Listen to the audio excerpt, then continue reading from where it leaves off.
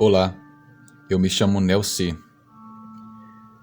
Quero contar uma experiência de terror que não aconteceu comigo, mas sim com o meu pai, há muitos anos atrás. E ele sempre contava essa história para mim. Era a década de 70. Meu pai tinha 25 anos e ainda era solteiro. Ele era músico e vivia no interior do estado de Pernambuco. Ele foi integrante da banda municipal que havia em uma pequena cidade, e sua vida de músico era bem corrida. Ele sempre ia para vários lugares para se apresentar, enfim, ele adorava uma boa farra. Como era ritmo de cidade pequena, então todas as festas, as músicas eram feitas ao vivo.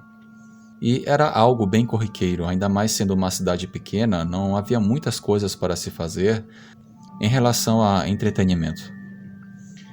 Ele amava se apresentar com a banda. Música sempre foi a sua grande paixão.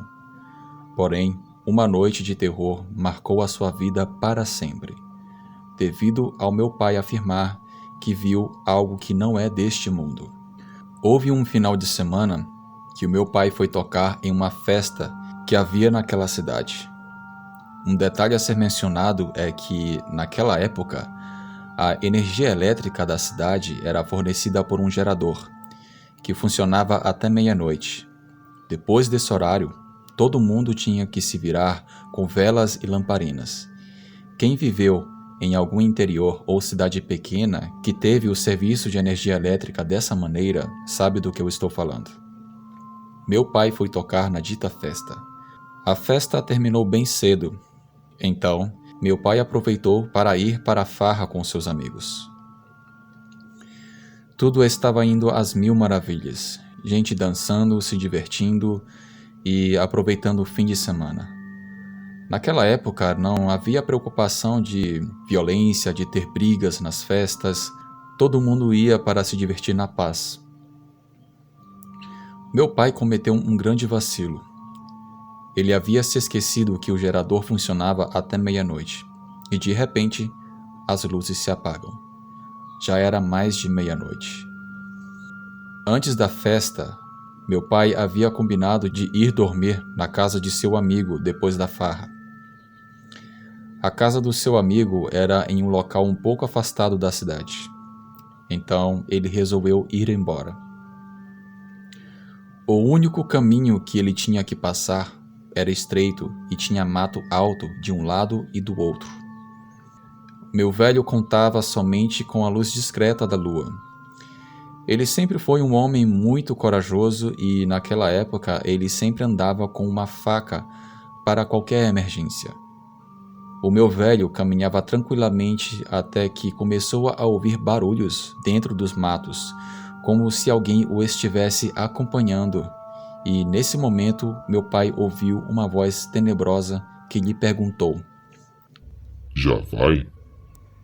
Meu pai acredita que, naquele momento, havia uma pessoa que estava se transformando em um lobisomem. O meu pai, com muita coragem, parou e disse: Seja quem for o cabra safado que quer me assustar, aparece se for homem. Em seguida, saiu de dentro do mato uma aberração. Um bicho grande, do tamanho de um bezerro, com um corpo indefinido, como se fosse um ser humano, mas ao mesmo tempo um cachorro, só que muito grande. Ele ficava em pé, sobre duas patas, como se fosse um ser humano. As suas orelhas eram enormes e, conforme aquele lobisomem andava, elas batiam uma contra a outra, fazendo um som de palmas. Aquela era a visão do inferno diante do meu pai. O meu pai sacou a faca. Aquele lobisomem começou a rodeá-lo. O meu velho tentava acertá-lo com sua faca, mas não conseguia, pois o lobisomem era muito ágil. O meu pai contou que aquela luta deve ter durado uns 15 minutos, mas, por algum motivo desconhecido, aquele bicho o deixou em paz e saiu correndo para dentro do mato. O meu velho continuou o seu caminho até chegar na casa do seu amigo.